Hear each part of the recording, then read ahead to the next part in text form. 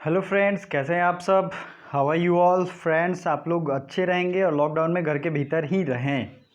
तो ये पॉलिटी का प्रैक्टिस सेट 17 है दोस्तों। मैंने पिछला प्रैक्टिस सेट जो 16 था उसको गलती से 15 लिख दिया था और इसके पहले 16 प्रैक्टिस सेट आ चुके हैं। तो आपको सबको ट्राई करना चाहिए। दिन में एक टाइम डिफाइन कीजिए और उस टाइम में 2 घंटे 3 घंटे बैठिए और सबको एक बार बैठ के लगाइए, क्योंकि इससे आपका बहुत ही ज़्यादा बेनिफिट होने वाला है। लगाइए, जो उसमें प्रॉब्लम हो रहा है उसको नोट कीजिए। और आपको पता ही है कि हम लोग पॉलिटी के प्रैक्टिस सेट के साथ साथ क्वेश्चन प्रैक्टिस करने के साथ साथ 100 से 150 200 अलग से भी फैक्ट्स रिवीजन करते हैं। तो चलिए शुरू करते हैं। पहला जो क्वेश्चन है वो बहुत ही बार पूछा गया है एग्जाम में। पंचशील ट्रीटी ये कब साइन हुआ था? तो बताइए, पंचशील ट्रीटी जो है ये कब साइन किया गया? तो ये साइन किया गया ऑप्शन 1 1957, 1987, 1967 और 1954। तो राइट आंसर क्या होगा बताइए। तो दोस्तों मैं बता दूं, इसका 4 जो है वो राइट आंसर होगा। 1954 में पंचशील ये है क्या? इसमें 5 फॉर्मूले थे। एक तरीके से मैं बात कहूं तो 5 फॉर्मूला या 5 बातें कही गई थी, जिसको जानना तो बहुत ज़्यादा ज़रूरी नहीं है। लेकिन 1954 में ये भारत और चीन के बीच में साइन किया गया था, म्यूचुअल अंडरस्टैंडिंग के लिए, एक तरीके से दोस्ती वाला हाथ बढ़ाने के लिए। ये बहुत बार पूछा गया 1954 में। जवाहरलाल नेहरू, और उधर से अगर बात करें तो उधर से कौन थे, मतलब चाइनीज प्रीमियर जो थे उनका नाम था CHOU, चौ इन लाई। इनके बीच में ये बात तय हुई थी पंचशील की। पंचशील समझौता किस पे हुआ था? तो ये जो है तिब्बत को लेकर हुई थी, ये ट्रीटी साइन हुई थी, पंचशील ट्रीटी। तो ये आपको याद रखना चाहिए, ठीक है। अगला क्वेश्चन है who initiated look east policy. ये भी क्वेश्चन आपके एग्जाम में आ चुका है, ठीक है। अटल बिहारी वाजपेयी, गुलजारी लाल नंदा एंड नेक्स्ट है नरेंद्र मोदी, इंद्र कुमार गुजराल। तो बताइए, लुक ईस्ट पॉलिसी आप तो नाम सुनते होंगे और नरेंद्र मोदी जी ने इसको एक्ट ईस्ट पॉलिसी का नाम दे दिया है। तो ये शुरू किया गया था,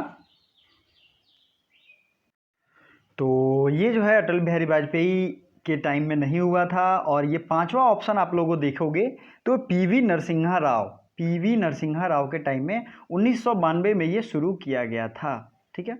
आपको ये कमेंट करके बताना है कि एक्ट ईस्ट पॉलिसी के बारे में आप क्या जानते हो, कब शुरू किया गया था, किस मौके पे, ठीक है। आपको ये ध्यान रखना चाहिए। साथ ही साथ कुछ और चीज़ जान लीजिए।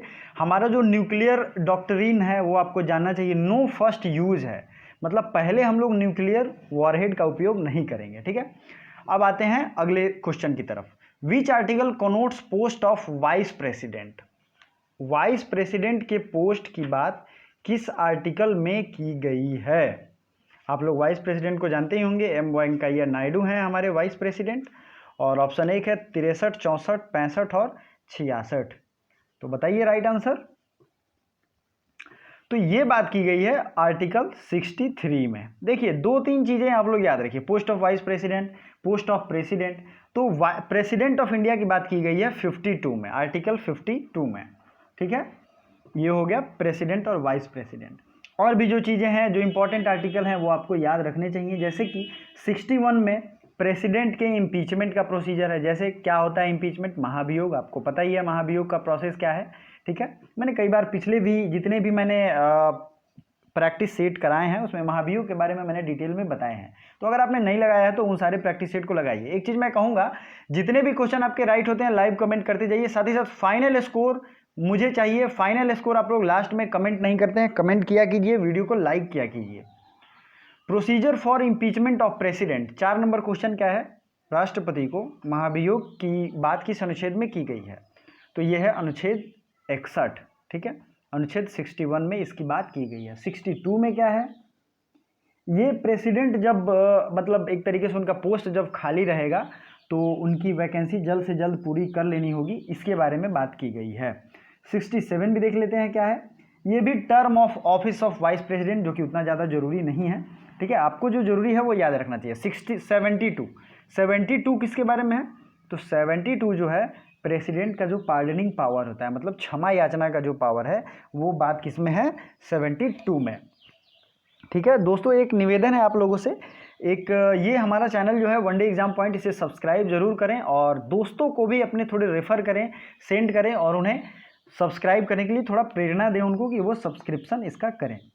नेक्स्ट है, अगर अगला क्वेश्चन की तरफ बढ़े तो डिस्क्वालिफिकेशन ऑफ एमपी मतलब मेंबर ऑफ पार्लियामेंट, और इनको डिस्क्वालीफाई मतलब इनको अपने पद से हटाने की बात किस अनुच्छेद में की गई। आपको पता है वो लोग शपथ लेते हैं तो अपने पद पे आ जाते हैं, लेकिन उनको हटाने की बात किस अनुच्छेद में की गई है। तो ये आर्टिकल 102 एक राइट आंसर होगा। आर्टिकल 103, 104, 105, ठीक है, ये सब जो है इम्पॉर्टेंट हैं, इसमें से उनको मैं बताऊंगा।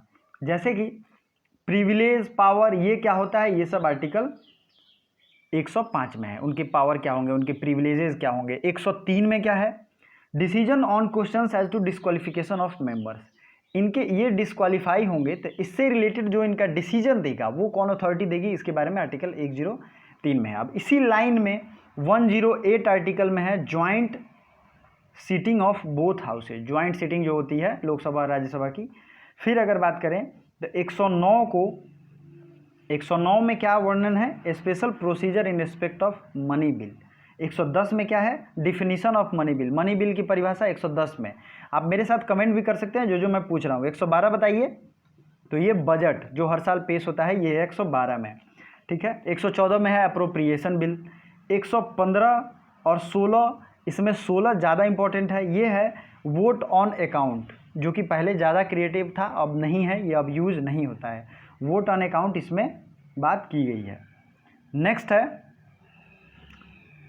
अगला question, definition of money bill, ये तो मैंने आपको अभी बताया। तो डिफिनीशन ऑफ मनी बिल बताइए, 1, 2, 3 या 4 में से मैं देखता हूं कितने लोगों का सही होता है, चूंकि मैंने अभी बता दिया है।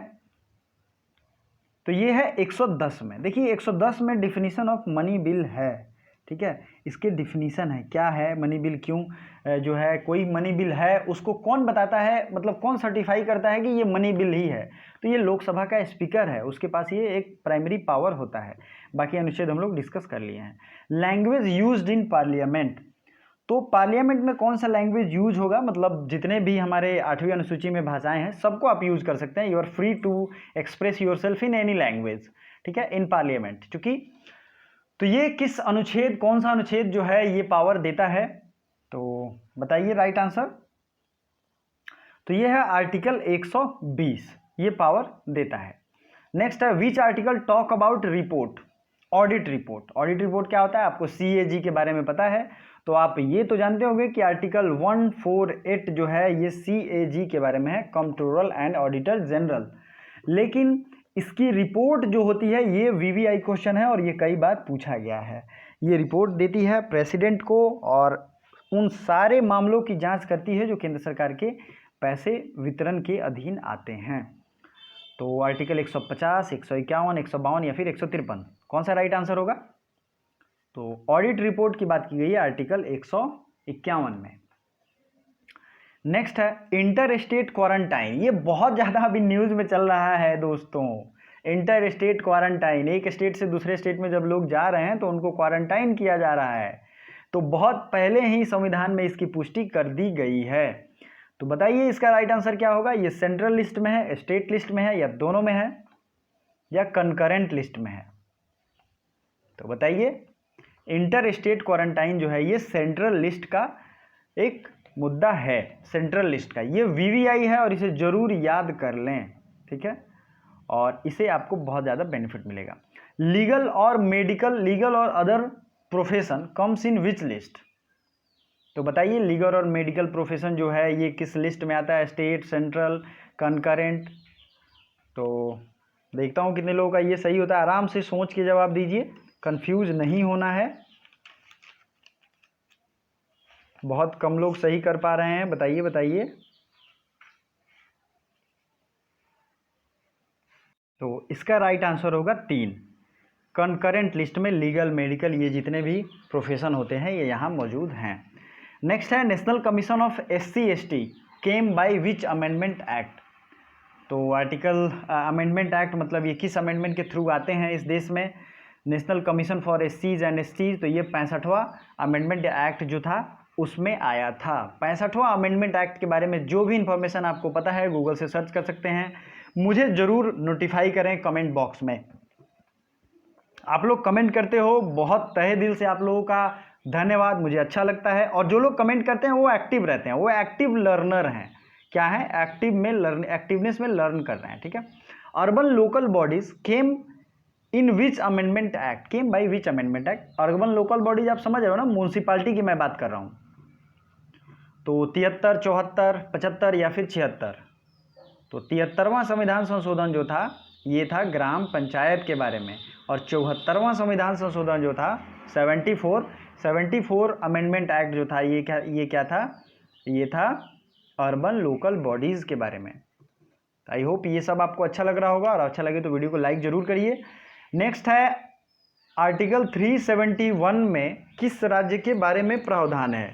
ध्यान दीजिए, मैंने जब भी आप पॉलिटी के सेक्शन में जाके आर्टिकल वाली वीडियो पढ़ेंगे तो उसमें मैंने इसको बहुत ही बेहतरीन तरीके से पढ़ाया है। 371 आपको पता है, 370 ख़त्म हो गया, उसी के साथ ये सारे जो आर्टिकल हैं ये न्यूज़ में चल रहे हैं।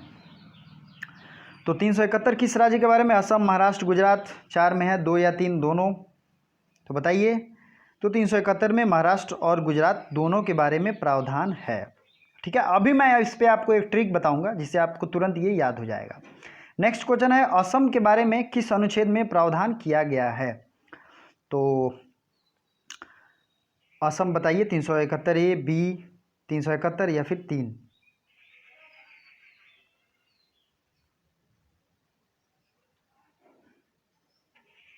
तो 371 बी जो है ये आर्टिकल असम को डेडिकेटेड है। मैंने इसका ट्रिक क्या बताया था?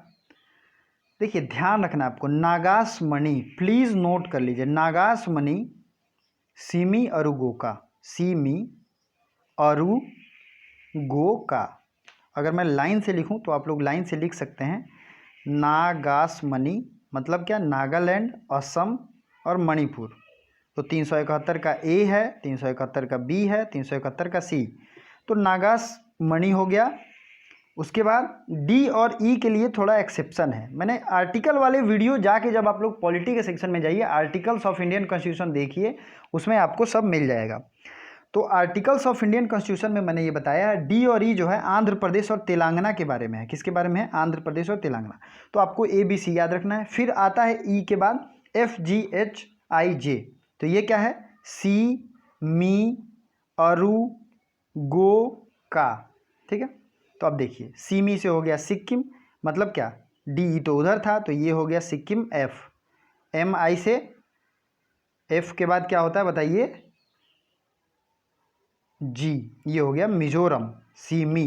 अरु से आएंगे जी के बाद एच, तो ये है अरुणाचल प्रदेश, ठीक है।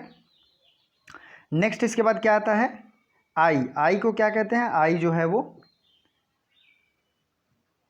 आई है गोवा, गो का मैंने बताया था, तो गोवा है आई, और कौ से कर्नाटक। तो ये हो गया कर्नाटक।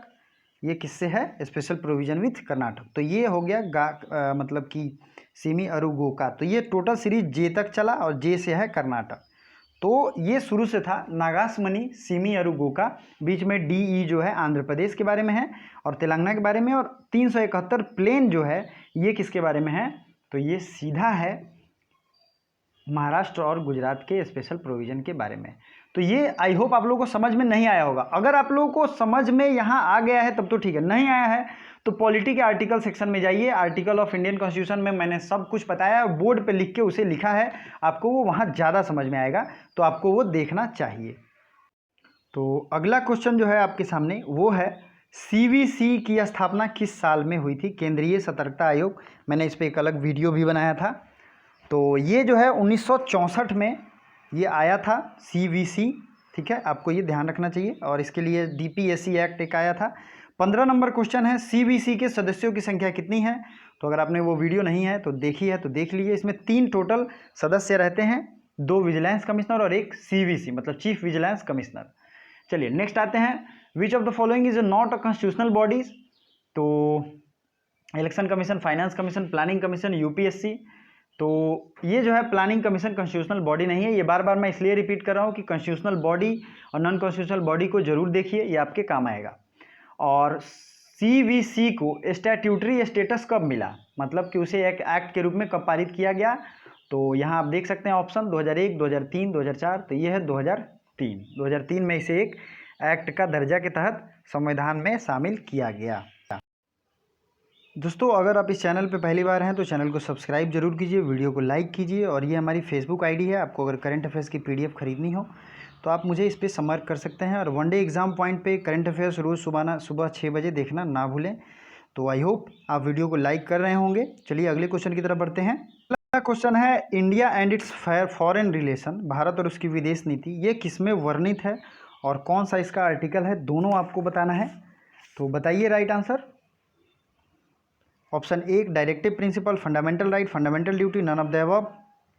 तो यह है directive principle of state policy और ये किस आर्टिकल में बात किया गया है, तो ये है आर्टिकल 51। ठीक है, आर्टिकल 49 में क्या है, protection of monuments and places and objects of national importance, ये है आर्टिकल 49 में। आर्टिकल 50 में क्या है, आर्टिकल 50 में separation of judiciary from executive. तो ये आपको याद है। आइए डायरेक्टिव प्रिंसिपल के जो भी इंपॉर्टेंट जो अनुच्छेद हैं उनको हम लोग देख लेते हैं, रिवाइज करते हैं। आर्टिकल 36 जो है वो डिफिनीशन ऑफ स्टेट, राज्य की परिभाषा की बात करता है। डायरेक्टिव प्रिंसिपल का जो एप्लीकेशन होगा वो किस अनुच्छेद में वर्णित है, तो वो अनुच्छेद 37 में वर्णित है। ठीक है, और 38 आपको याद होना चाहिए, इसमें स्पेशल ऑर्डर को इस्टेब्लिश करने की बात की गई है, welfare of the people, welfare people का कैसे हो इसकी बात अनुच्छेद 38 में की गई है। 39 में जो भी पॉलिसीज अपनाए जाएंगे स्टेट के द्वारा वो वर्णन किया गया है। ठीक है, 39A में equal pay for equal justice and free legal aid, sorry equal pay for equal work, वो 39 में है। और 39A में है equal justice and free legal aid. Article 40 में क्या है, 40 में तो आपको पता ही है, 40 में विलेज पंचायत के बारे में बात की गई है, ग्राम पंचायत। और आर्टिकल 44 जरूर याद रखिएगा, यूनिफॉर्म सिविल कोड। आर्टिकल उसके बाद बात करें तो 46, इसमें जो है SC ST या कमज़ोर वर्ग के लिए स्पेशल प्रोविज़न देने की बात की गई है। आर्टिकल 48 और 48A में क्या है ये आपको कमेंट बॉक्स में कमेंट करके बताना है। ठीक है, कमेंट बॉक्स में कमेंट करेंगे, मुझे अच्छा लगेगा। नेक्स्ट क्वेश्चन है separation of judiciary from executive, ये आर्टिकल 50 मैं अभी ही बता चुका हूँ, आपको ये याद भी हो गया होगा। और article 21A is added by which constitutional amendment act, तो 21A जो है किस अमेंडमेंट एक्ट के द्वारा आया बताइए।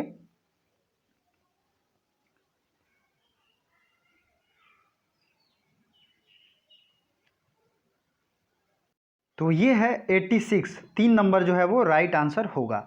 अगला क्वेश्चन आपको कमेंट बॉक्स में कमेंट करना है, कोऑपरेटिव सोसाइटी के बारे में वर्णन किस अनुच्छेद में किया गया है। कोऑपरेटिव सोसाइटी मैंने कई बार बताया है पिछले भी वीडियो में, तो जो भी इसका राइट आंसर है आप लोग मुझे कमेंट करोगे। Thank you so much for watching.